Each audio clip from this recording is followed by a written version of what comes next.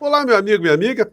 Segundo o boletim lá do hospital onde está internado o inelegível, a criatura teve uma piora clínica. Mas essa expressão, ela não é muito usualmente utilizada pelo corpo médico de qualquer hospital. Se falar que um paciente teve uma piora, enfim.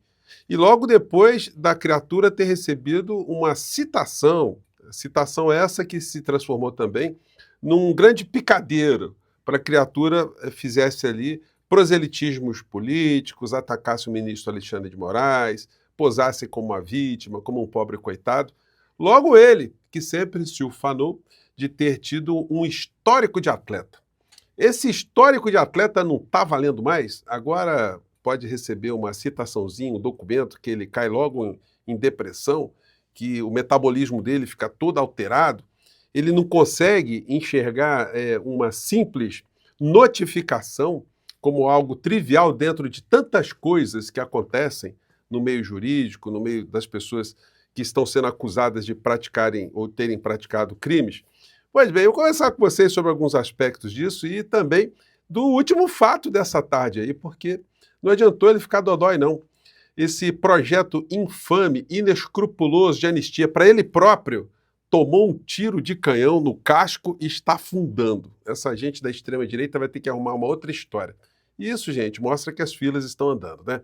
Antes de mais nada, é sempre muito importante convidar você que está chegando agora no nosso portal, ainda não é inscrito, para que você se inscreva aqui conosco e venha participar das nossas atividades, tá legal? Dê seu joinha, mande seu comentário, compartilhe os nossos vídeos. Se puder, conheça também e venha para o nosso clube de membros. Você que é muito bem-vindo e muito bem-vinda.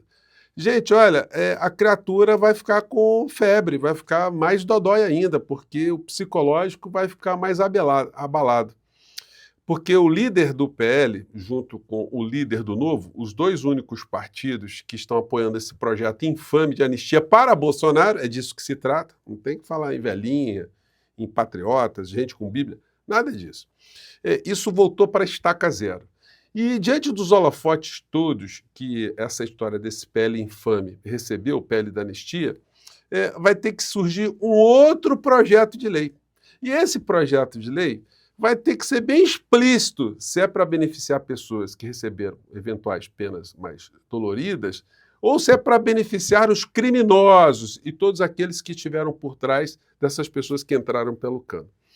O deputado Sóstenes Cavalcante, diga-se de passagem, entrou para a vida política porque ele era empregado de Silas Malafaia. Silas Malafaia olhou para a criatura e disse: olha, quer saber do negócio? Esse meu empregado tem futuro.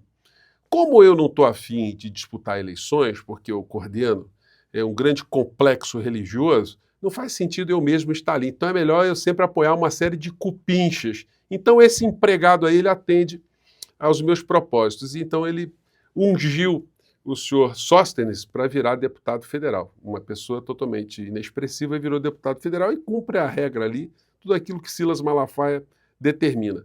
Mas tomaram uma saraivada gigantesca, porque hoje estava marcado um encontro chamado Encontro do Colégio de Líderes, ou seja, cada líder de cada agremiação partidária ia participar.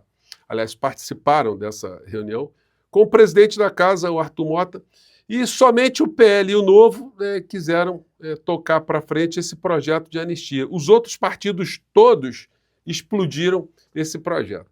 Portanto, o que a gente via há alguns dias atrás era isso aqui, o Sóstenes Cavalcante fazendo ameaças ao Hugo Mota, né? Alexandre de Moraes, se fosse uma idosa tendo seu direito aviltado, violentado pelo Supremo Tribunal Federal, nós também teríamos que subir nessa tribuna para protestar contra Vossa Excelência.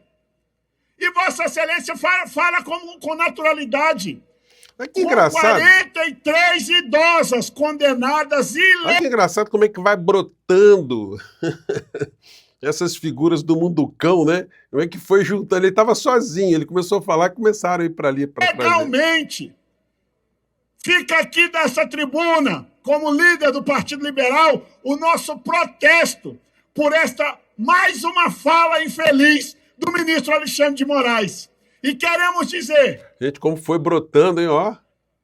Nós só estamos começando, brasileiras e brasileiras. É verdade, vocês só estão começando. A febrinha do inelegível hoje vai aumentar bastante. Ele mesmo tem publicado nas redes sociais essa auto-vitimização, né? Ele postou o seguinte: o Hospital DF Star informa que o ex-presidente Jair Bolsonaro... Ele parece aquela história do Pelé e do Edson Arantes, ele sempre fala na outra pessoa, né? Uma coisa é o inelegível e outra coisa é o Bolsonaro. Enfim, ele tenta fazer uma coisa assim. Então ele está falando do Bolsonaro, o Bolsonaro está falando do Bolsonaro, ou o Jair está falando do Bolsonaro. O Hospital DF Star informa que o ex-presidente Jair Bolsonaro permanece internado na unidade de terapia intensiva em acompanhamento pós-operatório. Apresentou piora clínica, elevação da pressão arterial e piora dos exames laboratoriais hepáticos. Volto a frisar, não é muito usual, né? O médico diz assim, olha, o teu parente, ele piorou, ele teve uma piora, né? É difícil. Será submetido hoje a novos exames e de imagem. Continua em jejum oral com nutrição parental exclusiva, segue com fisioterapia motora e medidas de prevenção de trombose venosa. Persiste a recomendação de não receber visitas e não há previsão de alta da UTI. Então, senhores médicos, o senhor Birolini, que está cuidando dele, está sendo cuidado pelo Birolini, por que o senhor tem deixado a UTI virar uma palhaçada? Um local ali para ele ficar fazendo os proselitismos políticos, ficar recebendo pessoas. Recebeu o Valdemar da Costa, qual é a importância, Valdemar? Recebeu o Silas Malafaia, está fazendo live, está vendendo capacete, está ganhando dinheiro aí, enquanto está internado, então não combina muito, né? O Inelegível colocou uma outra publicação aí do G1. Bolsonaro vai passar por novos exames após, abre aspas, piora clínica, diz boletim médico. Bom, e por aí vai.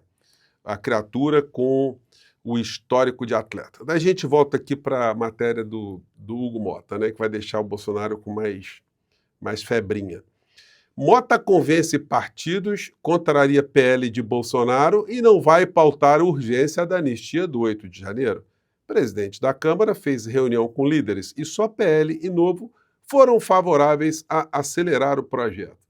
Aqui tem uma coletiva do Arthur Mota, né, que deu uma rasteira nessa gente da extrema-direita, né? Parabéns, deputado Hugo Mota, saiu ali, posição muito habilidosa politicamente. Vamos ver o que ele disse.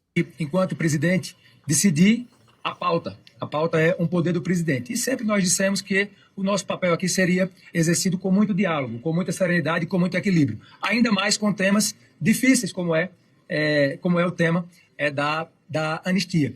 Então, nós vamos seguir dialogando. Os partidos que defenderam o adiamento da pauta e partidos que são convictamente contra a pauta também se dispuseram a dialogar.